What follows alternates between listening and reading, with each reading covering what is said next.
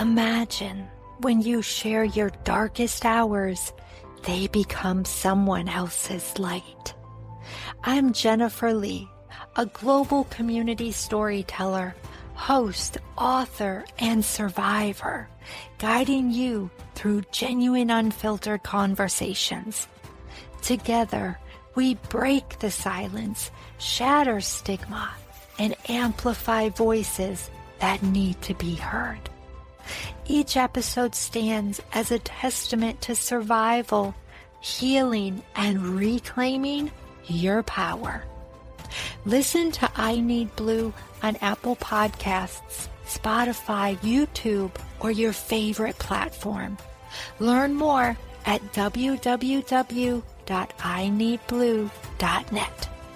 Trigger warning: I Need Blue shares real-life stories of trauma, violence, and abuse meant to empower and support. Please take care of yourself and ask for help if needed. Now let's begin today's story. I thrive on the power of connections. Over coffee with my friend Joe, he shared a story that would set the course for something remarkable. You need to call Shala with Treasure Coast Girls Coalition. So the very next day, I reached out to Shala, and from the moment she answered, her voice radiated warmth, joy, and a clear sense of purpose as she shared her journey and the nonprofit she founded, Treasure Coast Girls Coalition. Many nonprofits are born from a deep personal need, and Shayla's story is no exception. She grew up with an absent father and a mother who, lost in her struggles, couldn't be there for her. The generational trauma weighed heavily on her, and she often felt like she was falling through the cracks. At just 14 years old, Shala found herself trapped in an abusive relationship, leading to an unplanned pregnancy. With no support system or role model, she faced these challenges alone. Looking back now, she often asks herself, how did I do it? Today, Shala is the founder, executive, and development director of the Treasure Coast Girls Coalition, a nonprofit dedicated to empowering girls ages 9 to 18 from underserved communities, especially those in Title I schools and living near the poverty line. TCGC helps girls build confidence, responsibility, and strong social bonds through mentorship and community projects. Shala joins us today to share why she wouldn't change a thing from her past, how it shaped the leader she is now, and the incredible difference TCGC is making for girls in our community. Shala, thank you for being my guest today, and welcome to the I Need Blue podcast. Thank you for having me, and it's so good to be here with you to share my journey and in hopes that it will help someone else heal in their challenges of life. Absolutely. I know your message will touch many. So thank you for addressing the need and doing something about it, not just advocating for yourself, but then advocating for others. So you are needed. Thank you, and so are you. Everybody has their own gifts and talents, and when you do what you love, we get up every day with a heart and the compassion to serve others in a way that's so meaningful. It's just really rewarding. Absolutely. And what role did surrendering to God's call play in your situation? Well, obedience is better than a sacrifice, so just being obedient to the calling of my life as far as, trying to take care of my spiritual man or woman for many, many years. I grew up in the church. My grandmother raised me, and she was a church-going grandmother. Bible study, Sundays, she made it her business to attend religious services. So it wasn't unfamiliar, but you get to be an adulthood. I don't have to go anymore. I don't have to be ready every Sunday, every Wednesday night, or whatever it was. But I also believe that when we acknowledge God in all thy ways, he'll direct our paths. And just having that acknowledgement of, just saying, Lord, where would you have me to go? What would you have me to say? What would you have me to do? I think I've always had that, like I said, from just being reared in the church as a child. And then in adulthood, when life gets really, really complicated and heavy and uncertain, we have, the Holy Spirit that we can rely on and call on for help. It's been really good for me to be connected spiritually to a higher calling. And just being a young woman, having a spiritual relationship with the Lord has been vital to my life. Yeah, thank you for sharing that. I was thinking as you were talking, growing up as a child, you probably didn't recognize that you were living in hardship because you didn't know anything else. That's correct. My grandfather was a farmer and he repaired cars, so he was an auto mechanic. He was an entrepreneur, and that's where I think I got my entrepreneurial spirit from. My grandmother had 12 children, so we had things, but we also didn't have things. I believe it was because there were so many people in the household, which is why we may have lacked some things, but we had a roof over our head. It wasn't the nicest house, but it was a house. When I look back, we weren't homeless or anything, but there was a lot of generational trauma now that I'm in adulthood and I'm reading up on different things and realizing like how my childhood played out. There was a lot of dysfunction and trauma. My mom had me when she was 17. She didn't graduate high school because a year later she had another child, which is my brother. And at 17 and 18 with 2 children, and my dad left to go to college when he was 18, so he chose to leave, our community and go off to college. So when my dad left, my mom, as a young woman, stuck with raising 2 small children by herself. She was the 12th child, so my mom didn't get a lot of love, nurturing, rearing of how it's supposed to be as a parent, how it's supposed to be as an adult. And then my grandmother ended up passing away when I was 9. So my mom, she was just trying to figure it out. She wasn't provided with the skills and the guidance and upbringing that she should have had, which is why I say it's generational. Now that I'm an adult and I'm going through my healing process, I'm looking back at how my mom navigated her childhood and her life.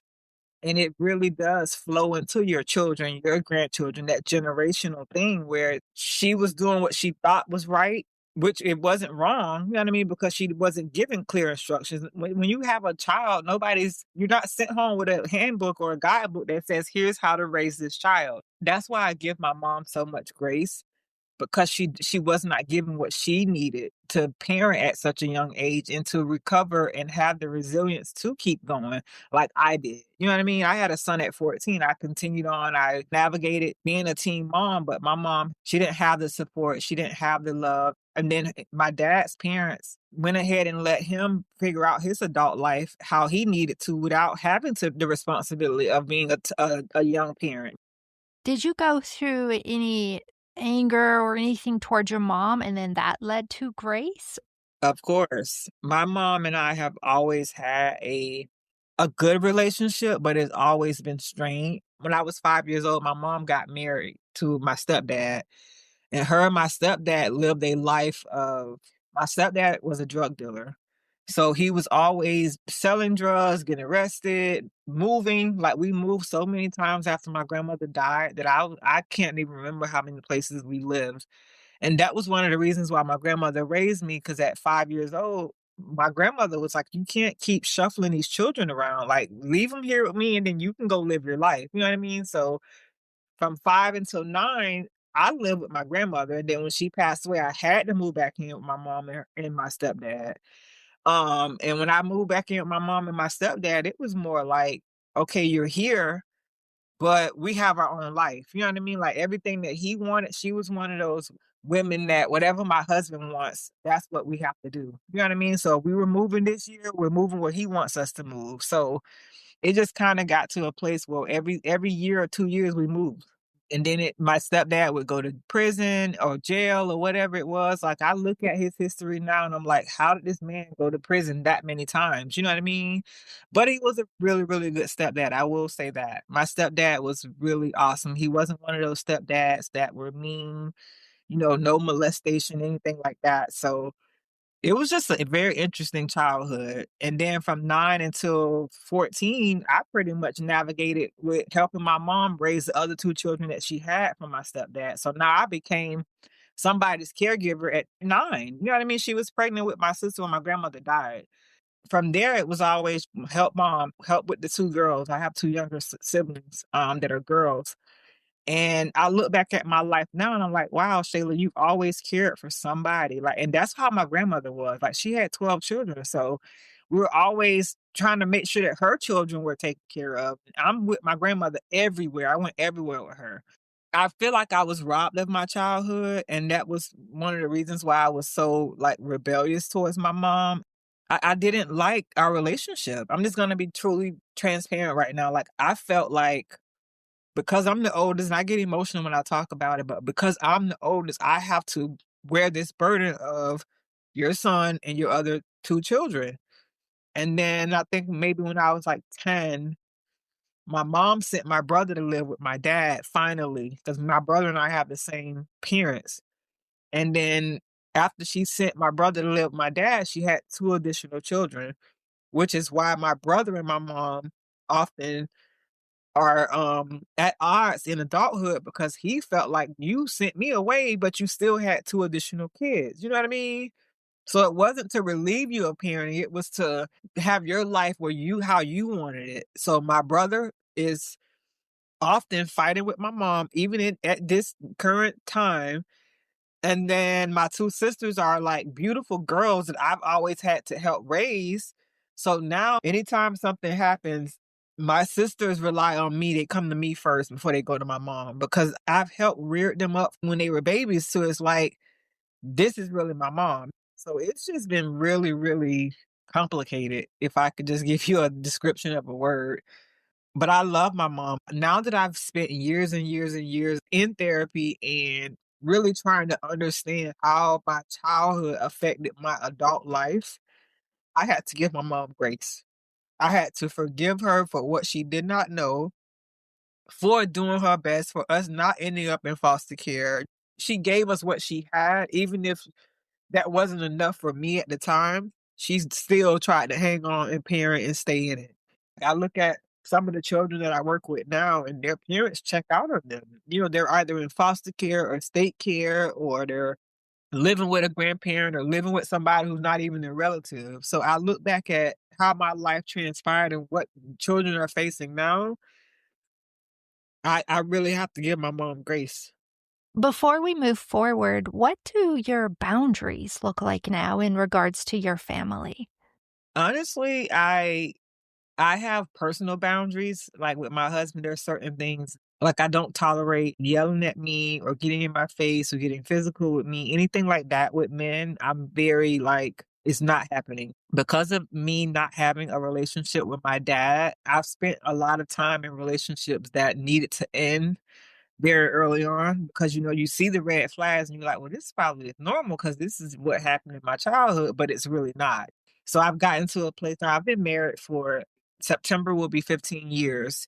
At first in my marriage, I was yeah okay, you know we're married, it's normal. And now going through like my healing process and you know gaining my strength and knowing who I am, I don't tolerate a lot. And my husband, a lot of people are like, it must be hard being married to Shayla because she's such a top-notch girl and young lady that how do you do it? And it's just standards. There's certain things that you should not tolerate. Being yelled at, being hit, you know, being ridiculed, being belittled, name calling, all of those things, I don't tolerate it because it triggers me. It triggers me back to that young relationship that I had with my son's father where I was nothing to him. I didn't deserve respect. I didn't deserve to be treated well. I didn't deserve to be shown kindness. And I had to get to a place in my life where those boundaries were necessary and I wasn't moving on them. And that's with anybody. It's not just my husband, it's my friends, it's my colleagues, it's the parents that I interact with every day. Because I'm such a kind soul, I had to get to a place where I had to build myself up through therapy, through prayer, through healing that there are certain things and certain boundaries that I must put in place to protect me. And I'm so glad I did because now the relationships that I have in my life are all meaningful. They're all worthy. They're all loving. They're all like such great relationships that I wake up every day with a heart full of gratitude, mainly because of who I surround myself with, who I'm married to, how I've raised my children, how they interact with people in the world, how they behave in school. I take pride in that those boundaries that I set for myself have ripple around everybody else. And it's just a really, truly wonderful feeling. That is wonderful. And congratulations on 15 years married. That's wonderful too. And this is my first marriage. So I'm like, I've had to learn, like relearn, unplug and relearn. Yes, but you did it. And, setting boundaries and advocating for yourself and staying strong within the lines of your boundary is so hard, especially for women. So even with what you just shared is inspirational. Yes. You also shared, and it was a topic both of you and I are very passionate about and we wanted to talk about, was signs of dating abuse. Oh, yes. Yes, because at 14, you were in an abusive relationship, and we wanted to talk about what that looks like. And then eventually, you had an unplanned pregnancy and what that was like for you. So the violence didn't start until after I had my son. I want to be clear. I wasn't ever like hit or, anything like that while I was pregnant with my son. But right after that, it got to be physical. My son's father, I think, had a really rough childhood as well. And at 14, you're not digging into a person's background, who their parents are, who they've dated, which is why I feel like young girls shouldn't even date until a certain age or until they realize that this may be somebody I have a crush on, maybe, or that I may like, but not necessarily need to be in a relationship with. The guy I was dating at the time, I think I only had sex twice before I got pregnant. So I didn't even have time to really figure out, is this somebody who I like? Is this going to be my boyfriend? Are we going to agree to have a child? Like none of that was in play at that point. It was just, let's have sex. You know what I mean? And I ended up pregnant. And when I told my mom that I was pregnant, she asked, what are you going to do? It was my choice if I wanted to keep the child or have an abortion or whatever it was. But even then at 14 in my heart, I'm like, I don't think it's right to have an abortion. So I kept the baby. Immediately, I went into parent mode. Like, I carried my son, I had him, I turned 15 2 weeks after I had my son. I got a job, I navigated life, I went back to school, I did what I needed to do to care for my son, but in the process of me trying to this new parenting thing, my son's dad started to be a different person. He was violent all the time. I mean, like, pulling my hair, punching me, pushing me. It was just like he was trying to truly intimidate me into being fearful of him. And that's why I say with the boundaries now in adulthood, you have to know when a person wants you to be scared of them and the way they speak to you and they hit you for no reason. And it just started to be really, really disgusting and really scary. And I've had the same best friend since third grade. Thank God. It was so bad, my friend was terrified of him. And we hung out a lot. Since third grade, this girl has been ride or die. He had started to scare her because he would hit me in front of my friend. And I remember my friends, like one day we were outside walking and he was in the bushes hiding. And he jumped out of the bushes on us and like drugged me by my hair and just like drugged me down the road. And I remember one of my friends crying so bad. Oh my God, he's gonna hurt her. So it got to a place where it wasn't just, hitting me behind the scenes. It was now you're acting this way in public. Was he the same age? He's a little bit older. I was 14 when I started dating him, and I think he was like 16. So he's like a year and a half older than me. He was unpacking and unloading his anger out on me. And I remember still, like I said, at that age, praying like, Lord, how am I going to get out of this? How can I get away from this person? I have a child from him, but I'm willing to take my son and escape.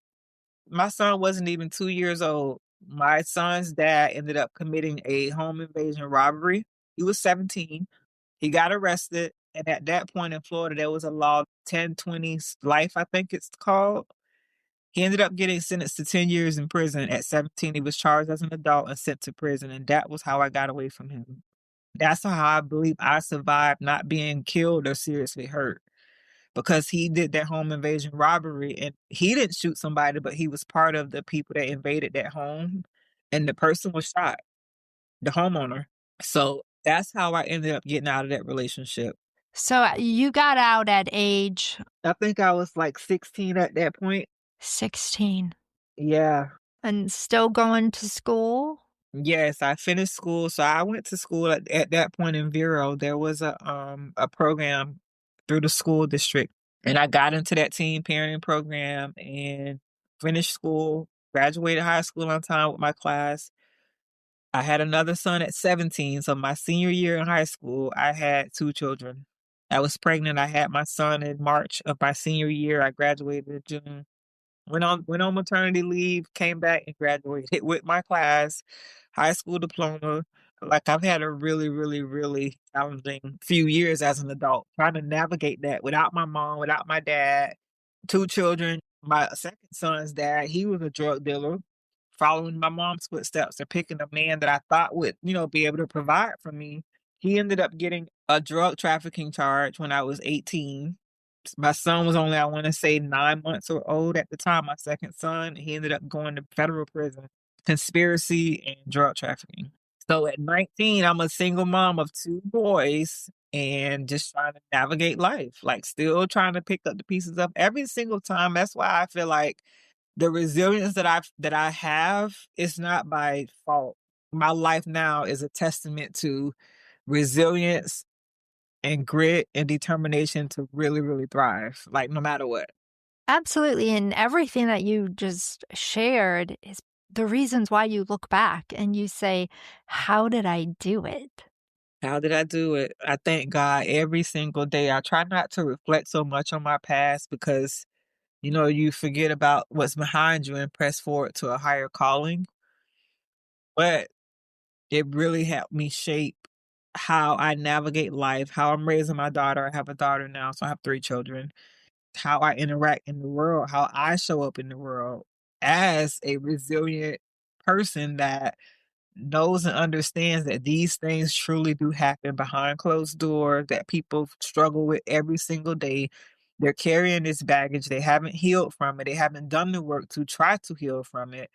These are some of our parents now that are in the world trying to raise children, or these are some young women in the world that are trying to navigate life with all of that on their back or in their back pocket or in their purse or wherever, because it's baggage. I mean, even if it's strapped to your ankle, it's baggage that you carry with you every single day. Yeah, absolutely. And through your healing process, what were some of the strongest emotions, adverse emotions that you had to work through? Men, like, men, like, even to this day, with me being married, I thank God I'm married to a good husband. But the yelling, the screaming, and my grandfather, I look back all the way back, not just my dad, my grandfather, he was an alcoholic. So he would get drunk and so drunk and inebriated that he wasn't coherent to what was going on and how it was affecting how he would come home at night, yelling, screaming, causing chaos in the house, and everybody sleep at midnight.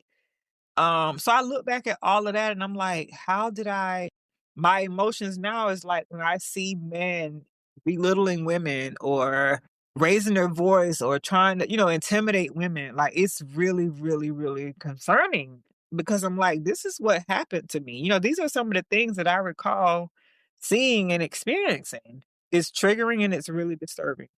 Absolutely. And then as you started to go on in life, what emotions did you find were being triggered? All of it. All of it. Like now to a place where I've had to build up a threshold of resilience that Shayla, you can do this. I know you're scared. I know that you have not seen this done before. You haven't had a good set of role models. It's constant self reassurance that whatever your past was, you're not there anymore. You're safe. I mean, like you see, I'm literally sitting here crying, having to unpack what I feel and how I navigate the world. Sometimes in the shower, I'm like, Shayla, honey, you're okay. I have to speak to my inner child as if I'm the adult and I know this, I'm having to handle this child.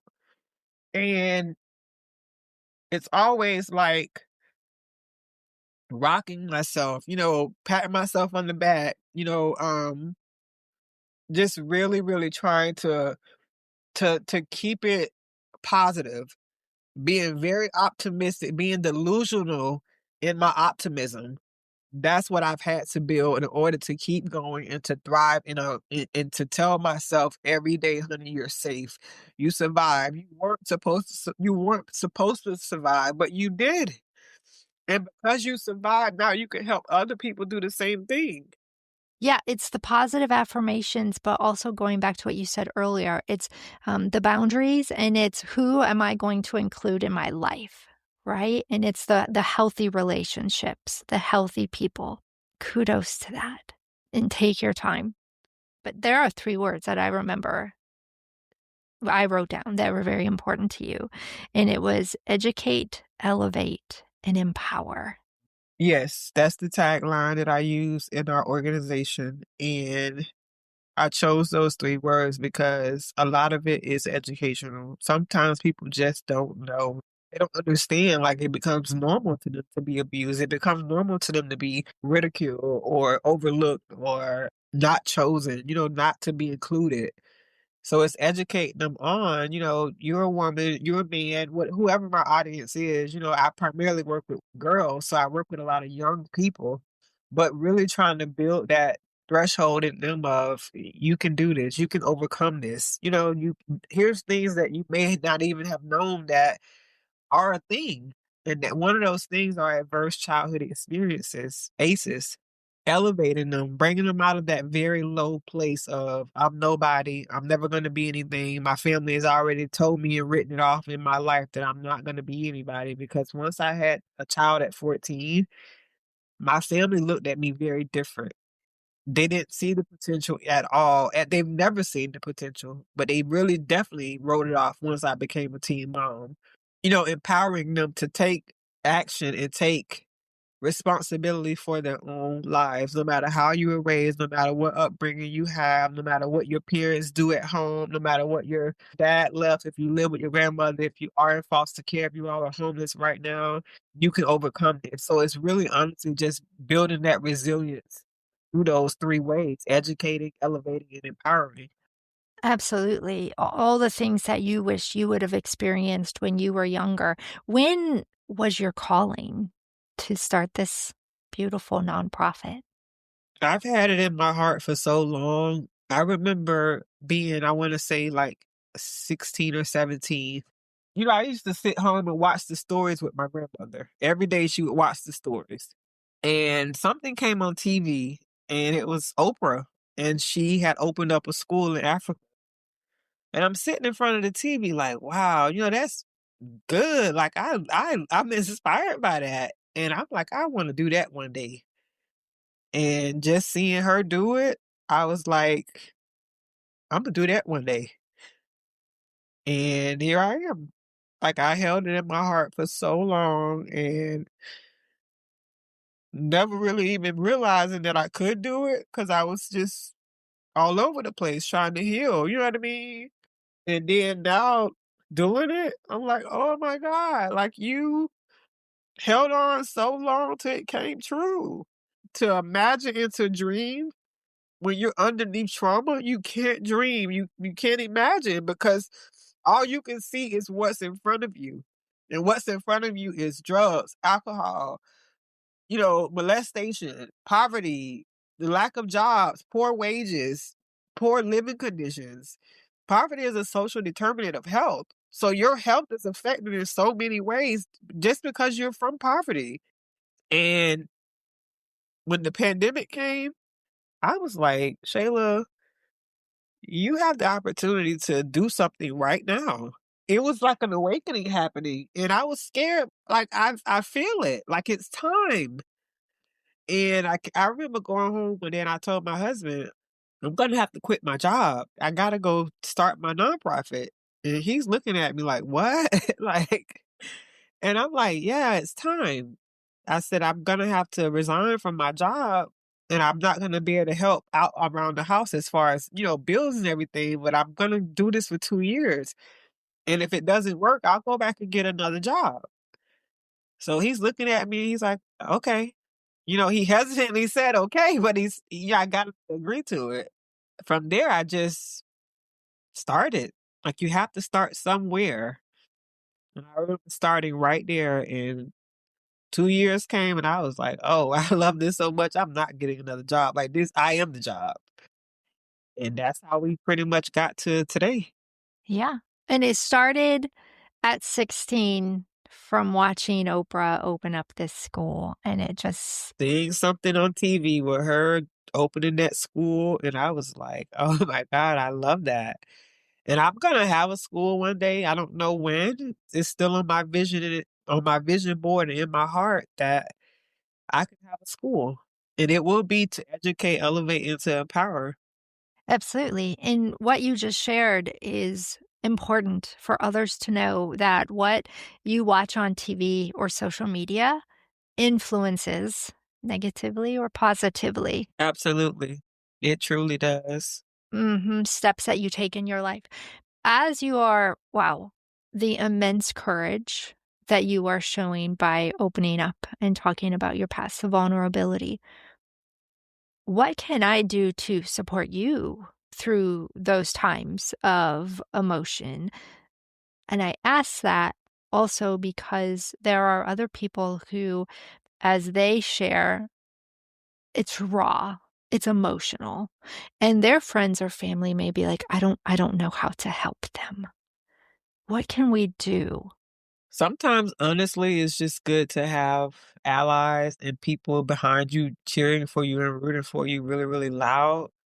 And that's why I go back to my boundaries. I only surrounded myself with people that understood that not everybody was raised the way that you may have been raised, and not everybody were given the tools and the support that they needed to thrive in the world. So just having that understanding that society operates very differently in every household, and that even some of the wealthiest, most successful people still have some type of trauma in their life, whether their parents got divorced at a certain age, or one of the parents may have, a substance user, or maybe suffering from alcoholism, depression. Behavioral health, it has so many different closets to go into. So having some people around you that truly are cheering you on and being supportive of your journey, that's what I try to be to other people, because the work of healing is hard. It's so hard that people choose not to heal. They mask it with alcoholism, multiple relationships. They pour themselves into their job. They close that door and they don't open it again. It's like a vault. And when people choose to open that vault or open that box and go back into it and try to get that together so they can thrive and move forward, really, honestly, just being a good friend, a good support system, your support system is going to be crucial. It is crucial. Who you surround yourself with, who you work with, how you show up in the world when you've healed or when you're trying to heal, it really is important. Absolutely. And you mentioned the word allies a lot in there. And Jesus is your ally, your husband is your ally. Tell me about your team that you have as well, because obviously you all are allies. You have passion and love in your heart for helping others. And I would love to also give them credit for what they do to help you in your mission. Yes, I truly enjoy working with a team of people that have lived experiences, because their lived experiences are helpful in the work that they do.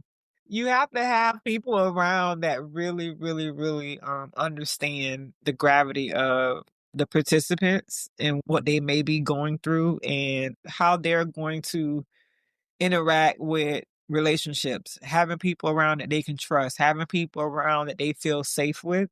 Those are the people that I try to bring in my organization, whether it's volunteers, board members. When you're trying to thrive, being in a chaotic environment is triggering.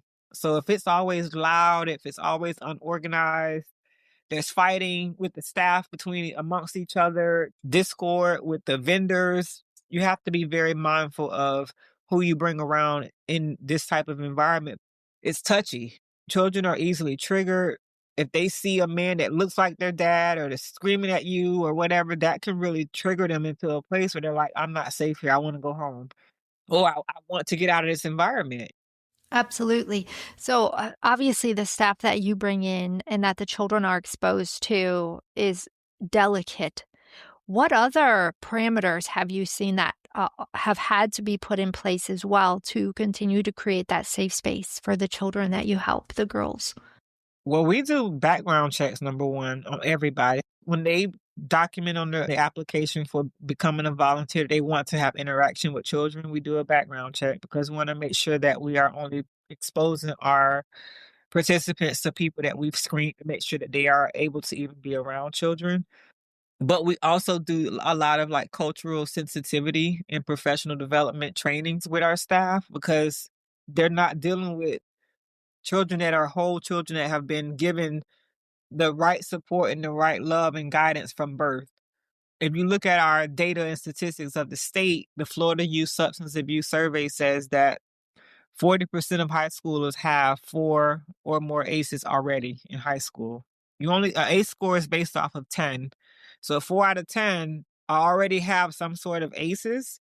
That tells us that we're already getting children that are already either abused or neglected, or like I said, there's drugs in the household, there's an incarcerated parent, there's a deceased parent. So we know what we're getting before they even come, and being able to provide just a loving environment that feels safe. You operate and thrive when you feel safe. And when I say safe, it doesn't have to be gun violence, or it doesn't have to be, domestic violence. It doesn't have to be verbal abuse. There's different forms and different senses of safety in young people. Saying you're not going to be anything. Are you stupid? Are you dumb?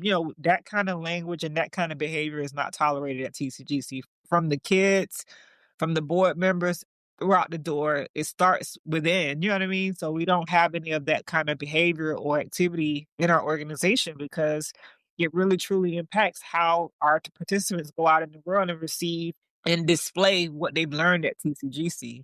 And I don't want them going out in the world saying, I learned how to drink at TCGC. I learned how to curse. I learned how to. I got into vaping at TCGC. You know what I mean? Like that's not. We're not that kind of organization. Very professional role models. Everybody that we bring around has something to give, and they truly want to be there. How does someone find you then? Well, we have a website.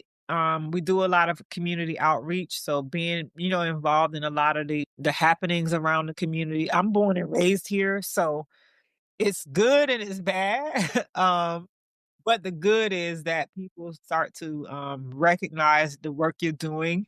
And there's this saying, hustle until you no longer have to introduce yourself. I've hustled so much that people are like, I've heard about you. Somebody told me about you. Somebody brought your name up, which is how you and I got connected. Being very intentional, being very visible, being transparent. I can't tell you how many compliments I get that, oh my God, you're real. Like you tell people how it is. You share your life with people, and that's inspiring.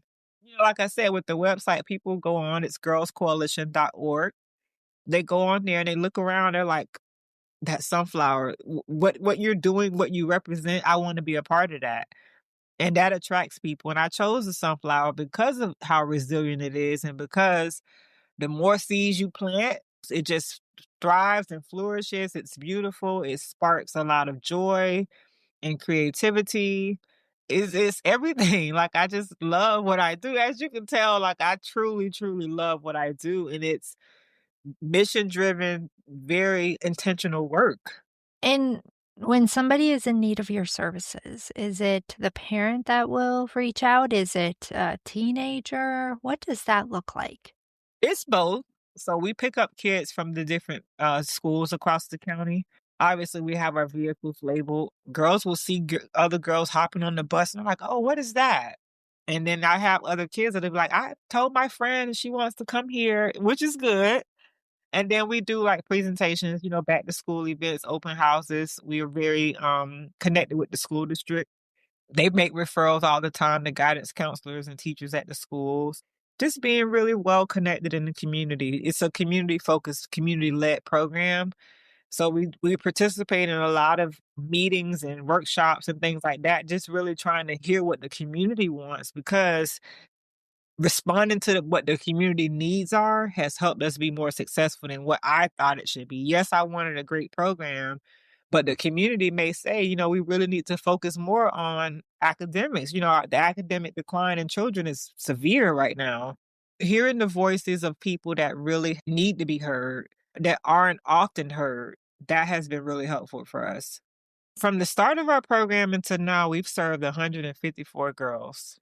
4 years. We just hit our 4-year milestone in April, and we've served 154 girls, hoping to do a little bit more. We finally got our own building last year. So May will be a year that we've been in our own dedicated space. And that has helped us grow a lot more because we're near a elementary school and we are in proximity of, I want to say, 4 other schools within a 5 or 6 mile radius. I don't really want to have a large program. I think that a smaller quantity of children with a very high scale impact is where I'm heading with this organization. And then we're also going to be branching out a little bit more as far as replicating or scaling the program in different communities. That's where we're heading towards as far as our strategic planning. But being able to operate an organization like this in your hometown with people that are familiar to you, it's been really, truly exciting. And I'm so proud that we were able to get off the ground in just under 3 years. For small grassroots nonprofits, it takes you about 5 to 7 years to really get going. I just clap for myself every morning. Like, I get in the shower, I brush my teeth, and I'm like, "You go, girl." Like, those affirmations are seriously important. I'm like, "Shayla, you have this the spirit, you have the tenacity, you have what it takes to do this. It's okay to be scared, but you're going to nail this." And that self-confidence and self-assurance and just, being so sure, it's not me. It has to be a higher calling on my life that says, "I'm gonna push this girl to her full potential, and even if she doesn't land where she needs to land, she's landing somewhere in between, and that's okay too, because you have to give yourself grace."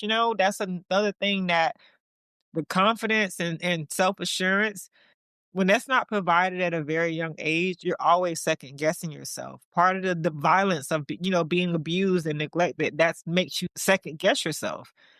I'm overcoming while I'm doing, and it's a it's a rhythm that I've had to just really get into and say, "Honey, no matter what happens, you're gonna be okay. You've survived all of the things that were meant to destroy you. You're here, you're whole, you're in your right mind, you look good, you feel good. Why not, Shayla?" You know what I mean? Like, it's always this I'm not even gonna call it a battle, I'm gonna call it a back and forth between myself and who I am, and I'm like, "Shayla, honey, you you're gonna be okay, like, chill." And I do meditate, and I'm like, all the things that came up against you to make you turn the other way, you faced it head on. And now you're able to give that to another young girl, another young woman. I have a lot of women that write me and they're like, "Oh my God, I love what you do. I'm so proud of you. Oh, Shayla, how did you?" And I'm like, "Do you realize how scared I am to do this every day?" But it's in me. It's in me to not quit, to not give up. There's so many other things that I'm going to accomplish in life, but I find that doing this work is really what I enjoy doing. I get up every single day rushing to get to work. I can't tell you how many times I've left my phone at home or locked myself out the door, just rushing to get to work. But this is the job that I can't wait to get to every day. I love it so much. It's mission driven work. I love it. Oh, you can see it, you can hear it, and it's beautiful to witness. For me, it's beautiful, beautiful to witness. I have a couple last questions. When a girl comes to you, what does their day look like? Are they there for a few hours? Are they there for 8 hours? How does that work? And then who or how is it determined that, okay, they have what they need based on what we provide?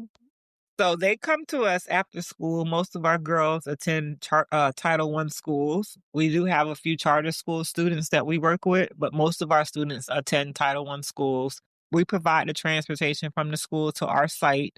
They come in, they have a meal, usually a hot meal, because 'cause they're probably starving between, the full school day and the afternoon. Once they have a hot meal, they clean up their meal, and then we sit together for what we call circle time, and we just ask them, "How was your day? How was your weekend? Is there something you want to share? What is on your mind?" Like, we wanna know. You see a lot of young kids now, they're in headphones, they have a hoodie over their head, they've shut off from the world, and we're trying to get them to unpack and come alive, come out of the darkness. Once they've done their circles and we got to really spend some time with them just to unpack whatever's on their heart and what's in their mind for that day. We usually go into an enrichment activity and that's focused on STEM, science, technology, engineering, or math, doing some experiments, trying to get them curious about the love of science and the love of STEM, because that's a career that can really take them very far in life if they pursue it. And then once we've done that experiment or activity, we do some culinary arts for our food truck. They're usually either picked up from the center or we transport them to a depot stop where they go ahead and walk home or go home. Wow. And so the circle, is everything done as a group for the most part there? We do an intake assessment before each child even gets in the program. We want to see what's going on with them. Are they excelling academically?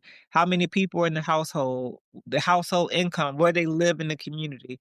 That helps me determine what the individual needs are for that child outside of the group setting.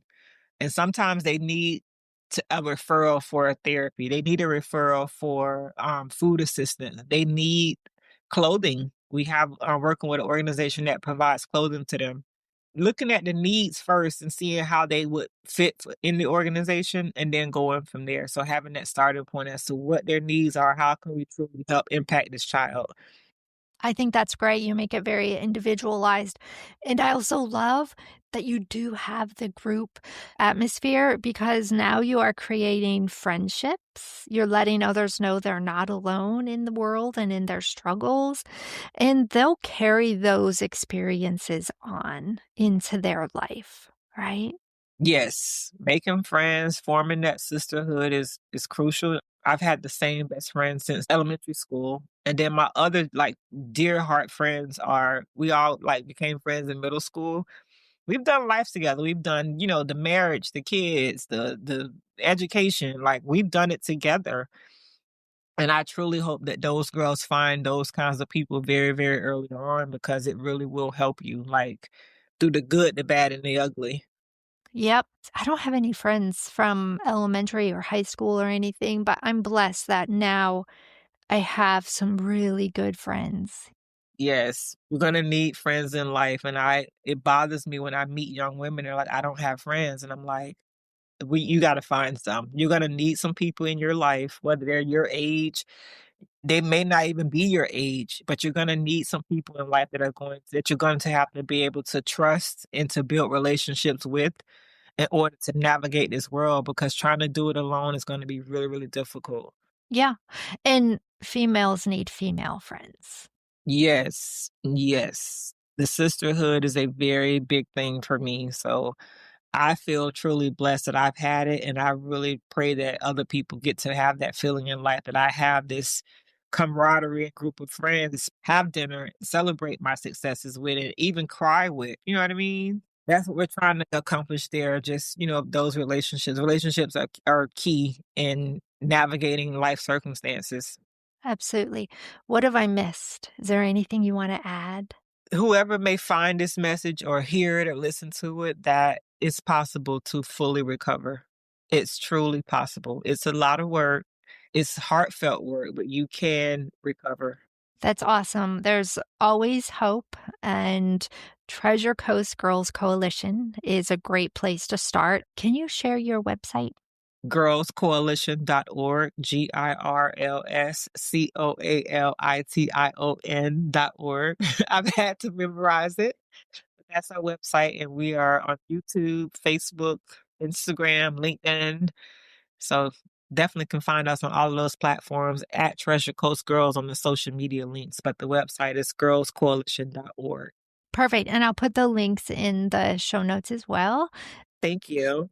Yep. And I'll also put you on my resources page too. So you are easily found if somebody decides to go through the podcast to find you.